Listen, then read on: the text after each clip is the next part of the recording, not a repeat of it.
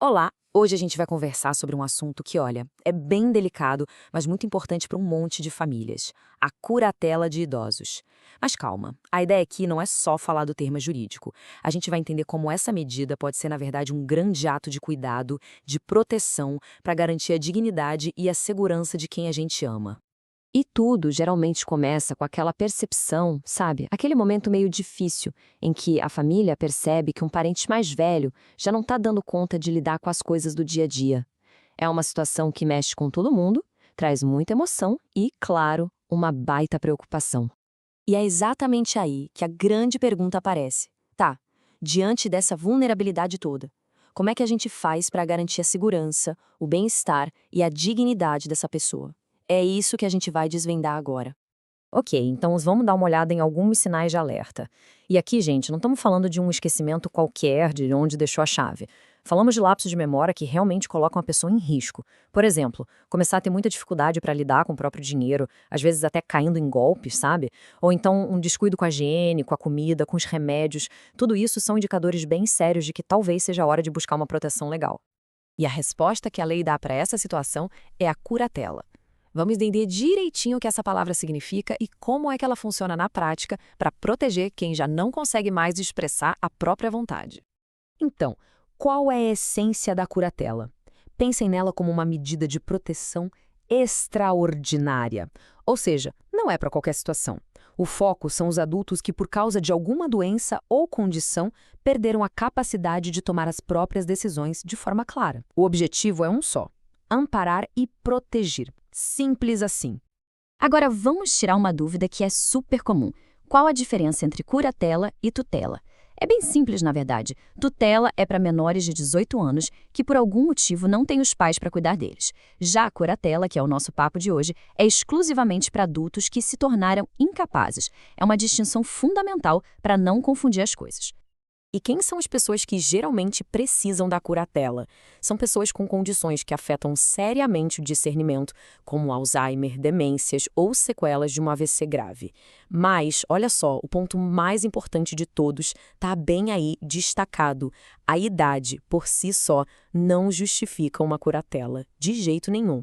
O fator decisivo é a incapacidade comprovada de cuidar da própria vida. Certo, já entendemos o que é e para quem serve. Mas e na prática? Como é que se consegue a curatela? Não é uma decisão que a família toma no almoço de domingo, não. É preciso passar por um processo na justiça.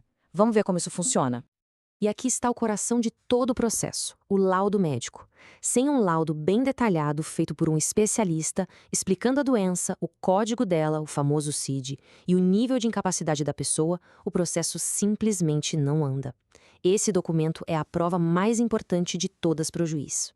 Além daquele laudo médico que é fundamental, o processo exige uma série de outros documentos.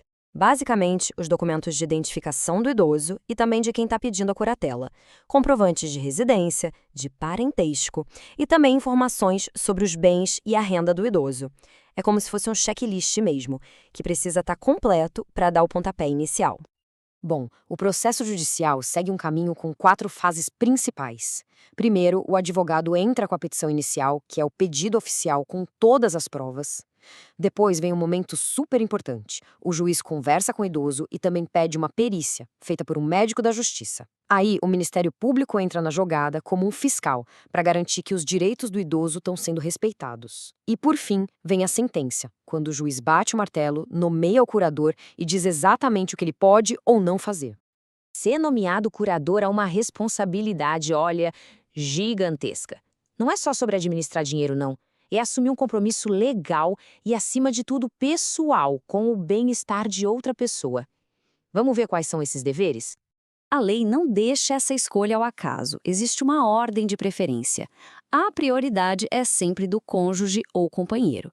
Se não houver, vêm os pais e depois os filhos ou netos. E o juiz vai avaliar quem tem as melhores condições para assumir a função. Em último caso, se nenhum familiar puder, o juiz pode nomear uma pessoa de confiança dele. As responsabilidades de um curador são bem amplas. Cuidar da saúde, da alimentação, do bem-estar da pessoa é tão importante quanto administrar o patrimônio dela com total honestidade. E mais, o curador tem que prestar contas de tudo à justiça, sempre respeitar a dignidade do idoso e, claro, incentivar o convívio dele com a família e os amigos. Isso aqui é uma trava de segurança importantíssima. O curador não tem um poder ilimitado. Para tomar decisões de grande impacto, como, por exemplo, vender um imóvel ou pegar um empréstimo no nome do idoso, ele precisa obrigatoriamente pedir uma autorização para o juiz antes. Isso serve para proteger o patrimônio da pessoa e evitar qualquer tipo de abuso. E para garantir essa transparência toda, a lei exige uma prestação de contas. Geralmente, a cada 2 anos, o curador tem que preparar um relatório bem detalhado para o juiz, mostrando todas as receitas e despesas. É uma obrigação muito séria e que é fiscalizada de perto. Pois é, a curatela é uma medida bem séria, bem restritiva e, por isso mesmo, ela é vista como a última opção. É importante a gente saber que existem alternativas, caminhos mais brandos. Vamos conhecer alguns? Uma alternativa muito interessante é a chamada tomada de decisão apoiada. Ela é perfeita para aquela pessoa que ainda tem capacidade de decidir, mas que tem alguma dificuldade. Nesse caso, a própria pessoa escolhe 2 ou mais pessoas da sua confiança para serem seus apoiadores. É uma medida que preserva muito mais autonomia, sabe? Bem mais leve que a curatela. E a famosa procuração. Muita gente pensa que ela resolve tudo, mas não é bem assim. A procuração é uma ferramenta ótima, mas ela tem um limite. Se a pessoa que deu a procuração ficar totalmente incapaz de expressar a vontade, a procuração perde a validade.